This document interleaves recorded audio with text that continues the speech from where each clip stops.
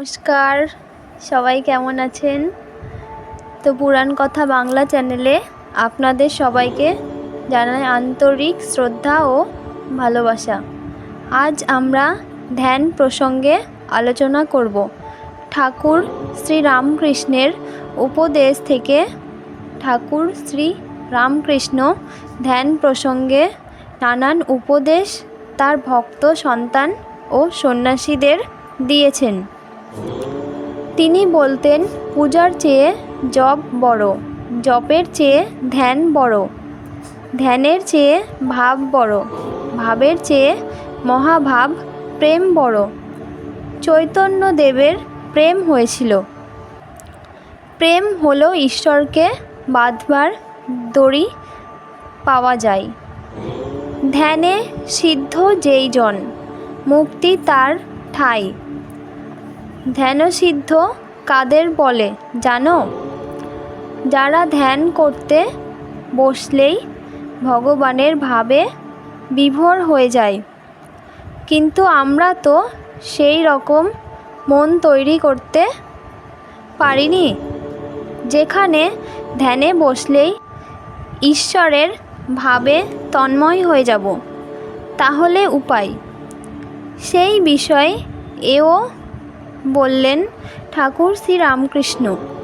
অসাধারণ পথ বলে দিয়েছিলেন। ঠাকুর ছিলেন অহংশূন্য। তার সত্তা ও মা জগদম্বার সত্তা এক হয়ে গিয়েছিল। শিষ্য ও ভক্তেরা তো অদৃশ্য, অগ্রাহ্য, অচিন্ত, অরূপ, অনন্তরূপী। মাকে ধরতে বা চিন্তা করতে পারবে না। তাই শরীর রূপধারী অবতার শ্রী রামকৃষ্ণ শিষ্যদের বলতেন, দেখ, ধ্যান করতে বসবার আগে একবার আমাকে দেখে একে ভেবে নেবে। কেন বলছি? এখানকার উপর তোদের বিশ্বাস আছে কি না? একে ভাবলে তাকে অর্থাৎ ভগবানকে মনে পড়ে যাবে। ওই যে যেমন গরুর পাল দেখলেই রাখালকে মনে পড়ে, ছেলেকে দেখলেই তার বাপের কথা মনে পড়ে, উকিলকে দেখলেই কাছারির কথা মনে পড়ে, সেই রকম বুঝলে কি না? মন নানান জায়গায় ছড়িয়ে থাকে। একে ভাবলেই মনটা এক জায়গায় গুটিয়ে আসবেই। আর সেই মনে ঈশ্বরকে চিন্তা করলে তাতে ঠিক ঠিক ধ্যান লাগবে। এই জন্যেই বলছি। আবার বলতেন, যাকে ভালো লাগে, যে ভাব ভালো লাগে, একজনকে বা একটাকে পাকা করে ধরা, তবে তো আট হবে। সে যে ভাবের বিষয়, ভাব ব্যতীত অভাবে কি ধরতে পারে? ভাব চাই। একটা ভাব নিয়ে তাকে ডাকতে হয়। যেমন ভাব তেমনি লাভ, মূল সে প্রত্যয়। ভাবিলে ভাবের উদয় হয়। ভাব চাই, বিশ্বাস চাই, পাকা করে ধরা চাই, তবে তো হবে। তবে কি জানো? তার সঙ্গে অর্থাৎ ঈশ্বরের সঙ্গে একটু সম্বন্ধ পাতানো। এরই নাম সেইটি সর্বক্ষণ মনে রাখা। যেমন তার দাস আমি, তার সন্তান আমি, তার অংশ আমি। এই হচ্ছে পাকান পিত্তান আমি। এইটি খেতে শুতে বসতে সব সময় স্মরণ রাখা চাই।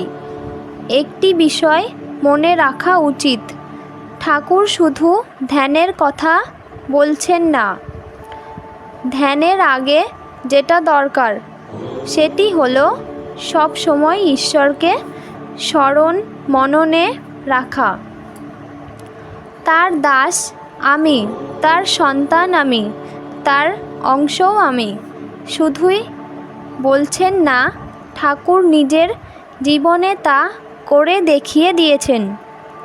একবার ঠাকুর শ্রী মুখে কলকাতার হরিতকি বাগানের এক ভক্তের কাছে পাঠাবার সময় বললেন, অমুককে বলো আমাকে চিন্তা করলেই হবে। শ্রীমুখ পরে বললেন যে ঠাকুরের ওই উপদেশটি ইনডিরেক্টলি পরোক্ষভাবে তাকেই দিয়েছেন, অর্থাৎ তুমিও চিন্তা করো। ঠাকুর এটি আমাদের মতো সাধারণ জীবের জন্যও বলেছেন। ধ্যানে বসবার আগে আমরাও যদি ঠাকুরের একটি ছবি বা ফটো দেখি, তাকে চিন্তা করে নিতে পারি, তাহলে মনটা একটা জায়গায় গুটিয়ে আসবে, আর সেই মনে ঈশ্বরকে চিন্তা করলেই তাতে ঠিক ঠিক ধ্যান লাগবে।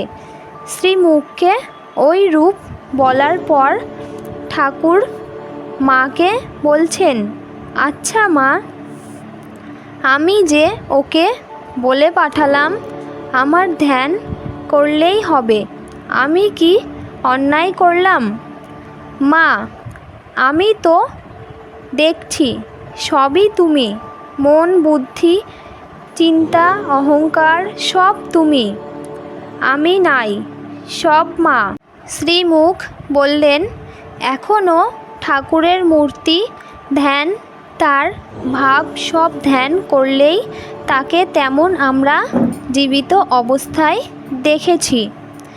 সেই রকম চিন্তা করা হয়, ফল একই। ঠাকুর একজনকে বলেছিলেন, একটু কিছু করলেই কেউ বলে দেবে এই কি অসাধারণ পথ দেখালেন ঠাকুর। শ্রীরামকৃষ্ণ